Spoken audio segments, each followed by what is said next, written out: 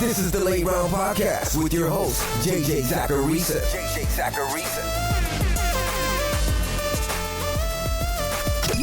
What's up, everyone? It's JJ Zacharisa, the editor-in-chief at FanDuel and at numberfire.com, and this is episode 601 of the Late Round Podcast, so many shows that are part of the FanDuel Podcast Network. Thanks for tuning in. As always, let's kick things off today with a look at what happened last week. Devontae Parker and D'Onta Foreman were both top 15 options at their positions this past week. That was a big win in that tier of players rostered in 50 to 70% of leagues. Jimmy Garoppolo, Tua, and Justin Fields, none of them lit it up as streamers, but because this week was so low scoring, the three of them finished between QB 10 and QB 14. I'll take that from streaming quarterbacks. Gabriel Davis was a big hit, and I was right to quickly call out Marquez Valdes-Scantling while being wrong about Allen Lazard. And then there were just some players who were fine. They didn't do a whole lot, but Donovan Peoples-Jones and Jamison Crowder were top 40 options at wide receiver, and James O'Shaughnessy was the tight end 12. But as always, there were misses. Cole Beasley wasn't very good, KJ Osborne didn't do much, and Jordan Howard didn't get the type of role that he possibly could have had. But overall, given the way that Week 15 went, I'm not upset about the results. Now, as for Week 16, I record this show on Wednesday so that I can get it out to you on Thursday morning. With waivers running later this week, the percent roster numbers aren't totally accurate. Like Ronald Jones is rostered in 37% of Yahoo leagues at the time of this recording. That number is probably going to be over 80% after waivers run. So I'll do my best to just be realistic with tiers this week. I'll try not to just pick obvious players. Before getting into the sleepers, though, I wanted to send another reminder about the FanDuel NFL High-Low, a free-to-play fantasy football contest. All you have to do is build your scorecard with the teams that you think will score highest or lowest in 4 stat categories. The closer you are to being spot on, the more points you'll get. Players with the most points each week split the prize pool, and a perfect scorecard will win the jackpot. Head over to FanDuel.com today and play the FanDuel High-Low for free. Eligibility restrictions apply. Go to FanDuel.com or download the FanDuel app for more details. Let's kick things off with the players rostered in 50 to 70% of Yahoo leagues who you could consider starting. And let's talk about Devontae Parker. He's now averaged a 21% target share per game this season within an offense that's surprisingly ranked 10th in neutral script pass rate. With Tua Tagovailoa this year, that target share per game is closer to 25%. Jalen Waddle should be good to go this week, and I definitely prefer Waddle's matchup to Devontae Parker's. But Parker has been a solid enough contributor this season. He's ranked as a top 30 wide receiver in each of his last 4 games played, and he's top 60 yards in each game played with Tua this year. So I don't mind Devontae Parker this week. Russell Gage just keeps getting it done. Technically, the matchup against Detroit this week is not an amazing one. Detroit actually ranks 22nd in adjusted fantasy points allowed to wide receivers this year. But part of that is definitely game script related. Teams don't have to throw against Detroit very often, which is why they rank towards the bottom of the league in raw wide receiver targets allowed and pass rate allowed. As long as Jared Goff is able to go, which is a question because he's on the COVID list, we could see a closer game between Atlanta and Detroit. Regardless, I don't really fear the matchup. That's really what I'm trying to say here. And Gage is seeing amazing peripherals. He's not just been a top 15 wide receiver in 3 of his last 4 games, but he's averaging a 25.5% target share per game over his last 7. So you can feel pretty good about him this week. D'Onta Foreman is still rostered in too few of leagues. Maybe his number jumps this week after waivers, and I'd assume that it will. But Foreman has rushed for over 100 yards in 2 of his last 3 games while averaging 18 carries per game during this stretch. And that's within a run-heavy Titans offense. In Week 15, he even saw a season-high 9.4% target share. He'll get San Francisco on Thursday night, a team that's been pretty average against backs this year. So he can find your lineup once again as a lower-end RB2. Justin Fields is someone I keep bringing up in the streaming conversation, and it's for the reasons that I talked about on the 15 Transaction Show. He's been a QB1 in each of his last 4 completed games, and he's running the ball more. He's averaging 8.5 attempts and over 64 rushing yards per game during this 4-game stretch. That's an additional 6.4 fantasy points for him, or the equivalent of a passing touchdown and a half, plus some. And that doesn't even account for a potential rushing touchdown. Now, the matchup this week is not as good as it was last week, but Seattle isn't a defense that you should be worried about. They're not like a top 5 defense against quarterbacks or anything. Fields should be fine as a streamer, and I would be comfortable playing him over someone like Russell Wilson at this point. And right now, Wilson is ranked ahead of Fields by consensus. Jimmy Garoppolo is another one that I talked about on the 15 transaction show, and I'm good with him as a streamer this week as well. He's averaging over 17 points per game since week 8, which just so happens to closely coincide with when George Kittle returned from injury. Now he gets a Titans defense that ranks 6th worst against quarterbacks in adjusted fantasy points allowed. Jimmy G is fine on Thursday night. I'd prefer Justin Fields, but Garoppolo should give you a floor. Also in this tier, Amon-Ra St. Brown. I would assume that his percent roster number is going to shoot up, but he's seen 12, 12, and 11 targets over his last 3 games. He's been a top 10 wide receiver in 2 of those games, and he's facing a Falcons secondary that's been terrible this year. Atlanta ranks 2nd worst against quarterbacks in adjusted fantasy points allowed, 5th worst against running backs, and 3rd worst against wide receivers. I think you could argue that St. Brown makes sense as a wide receiver 3 type even if Goff doesn't go. But if Goff does go, he's more like a wide receiver 2, at least in PPR formats. One surprise from week 15 was Latavius Murray's workload. He had gone 5 straight weeks with a running back rush share under 40%, and against Green Bay, that rose to 53.8%. He also saw his highest target share of the season against the Packers. If that continues to some degree in week 16, he could be usable. The Ravens get Cincinnati, a team that ranks 10th in adjusted points allowed to running backs this year. So it's not some tough matchup. At the very least, Murray getting work makes Devontae Freeman a riskier play.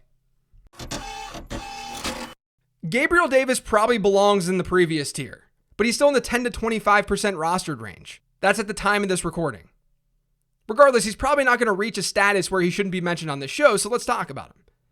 As I alluded to on the 15 transaction show, Davis has scored 4 touchdowns over his last 3 games, and that's aligned with a higher target share and more looks in the red zone.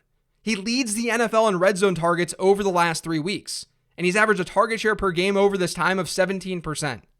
Even in a tough matchup against New England, I think you've got to ride Davis. And now that Cole Beasley is out with COVID, you can feel confident that Davis is going to have a full-time role in this offense. Samaje Perine could have a role against Baltimore. We'll see how Joe Mixon's injury looks as the week progresses, and it does look fairly optimistic on Wednesday as I'm recording this. But you could argue regardless that Perine isn't a terrible desperation flex play. Because if game script goes south, Perine will probably be on the field a good bit as the team's pass catcher. And that's only re-emphasized by Mixon's ankle injury. Even with a healthy Mixon over the last 5 games, Perine has averaged a 9% target share per game. Now, Baltimore is a bottom 3 matchup for pass-catching running backs when you look at adjusted target share allowed. And that makes sense because teams can target tight ends and wide receivers against the Ravens successfully. But just watch the reports about Mixon, because if he plays, he may not be 100% ready to go. Now, for that same Bengals offense, CJ Uzomah. The Ravens rank 5th in adjusted target share allowed to tight ends this year, and that's translated to them ranking 6th in adjusted points allowed. With the issues they've had in the secondary, I do think that you run the risk that the matchup isn't as good as it appears in spreadsheets. But Uzomah has averaged a 14% target share per game for Cincinnati over their last 7. And don't forget that against Baltimore in week 7, he caught all 3 of his targets for 91 yards and 2 touchdowns. I think he's more of a desperation streamer with upside. But that's sort of where we're at with the tight end position. Someone like James O'Shaughnessy, who I talked about on the 15 transaction show, he's a safer bet. But I don't think Uzomah is some horrific tight end streamer. But I will say my top tight end streamer this week is probably Cole Kmet. He's seen a 19% target share this season, and he has 3 top 10 performances over his last 6 games. Over his last 4, his target share per game has been an impressive 22%. Justin Fields opens things up a little bit more for the Chicago offense, and Kmet is going to face a top 3 matchup for tight ends in adjusted fantasy points allowed. So he makes a lot of sense this week. I've got more players than usual this week in the under 10% bucket, or players rostered in fewer than 10% of Yahoo leagues. So let's get to them. The first is Allen Lazard. I'm going back to Lazard. Marquez Valdes-Scantling is on the COVID list, and maybe by the time you're hearing this, Lazard is going to be hit by it too. But right now, he's not on it. And that means Allen Lazard is going to be the number 2 wide receiver for Green Bay. Last week, he failed to hit an 80% snap share, but if MVS is out, that number likely increases. And if MVS is out, we should probably project Lazard to see 17 or 18% of Green Bay's targets, if not more. In an Aaron Rodgers-led offense, I'll take that all day long. And for what it's worth, Lazard has hit a 20% target share twice this season. In those games, he scored 12 and 21 PPR points. Antoine Wesley ranked second in routes run for Arizona against Detroit this past week. Like the rest of the Cardinals offense, he didn't do that much. But without DeAndre Hopkins, a 16.7% target share is not bad. It sounds like Rondale Moore hurt his ankle in that game too. So if he can't go, that raises the snap floor for Wesley. Arizona gets Indianapolis, so the matchup isn't special. But Wesley is at least in an offense that can generate points, and he could see more work than usual in that offense. So he's someone to watch. Now we go from Antoine Wesley to Laquan Treadwell. Seriously. Treadwell ran the most routes for the Jags this past week, and he's second on the team in routes run over their last 5. And he's averaged a 20% target share over his last 4 with a 25% target share this past week. The Jags get the Jets in week 16. Like I said on yesterday's show, maybe they'll be able to move the ball a little bit better. Maybe, just maybe, Trevor Lawrence actually throws a touchdown pass. Treadwell's usage in the matchup make him a decent enough deep sleeper. I mean, I'm choosing from pretty bad players here, you guys. Give me a break. I originally was going to talk about Justin Jackson in this final tier because he's still rostered in very few leagues. And I was ready to say how the Chargers are big favorites over the Texans, and with a banged up Austin Eckler, maybe Justin Jackson ends up seeing more work than usual. And then Eckler was placed on the COVID list. So here we are. Like I talked about on the 15 Transaction Show, Justin Jackson is the guy who I think would get the most work in that backfield without Austin Eckler. He saw 40% of the team's running back rushes this past week. And then next in line is kind of interesting. Joshua Kelly played last week with Larry Roundtree as a healthy scratch. But Kelly had a bad goal line fumble. And he's just not been that effective. So I wouldn't be surprised if we see more Larry Roundtree this week, even though he was inactive last week. There's a chance one of those two backups to Jackson would have a good game given the fact that the Chargers could be playing with a lead against a very beatable defense. If you want to take a shot on Roundtree or Kelly, it's a complete dart throw move. To me, if Justin Jackson's available, he's your man. He's the safest bet. And he's a pretty good bet to make if Austin Eckler doesn't play. And then finally, you could look at DJ Dallas as well. In very, very tilting fashion, he scored a goal line touchdown in Tuesday night's game against the Rams. But he looked pretty good in that contest. When it was all said and done, Dallas had a 41% running back rush share and a 14% target share in week 15.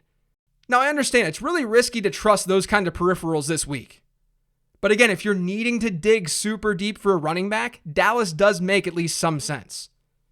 Now, as for the streamers this week, I mentioned Seattle as one to target against Chicago on yesterday's 15 Transaction Show, but don't sleep on Cincinnati either. There are better defenses to play this week for sure. But Baltimore's been a top 10 opponent for opposing defenses this year. The Bengals are at home, and they're 2.5-point favorites. The over-under in that game isn't very high either at 44.5.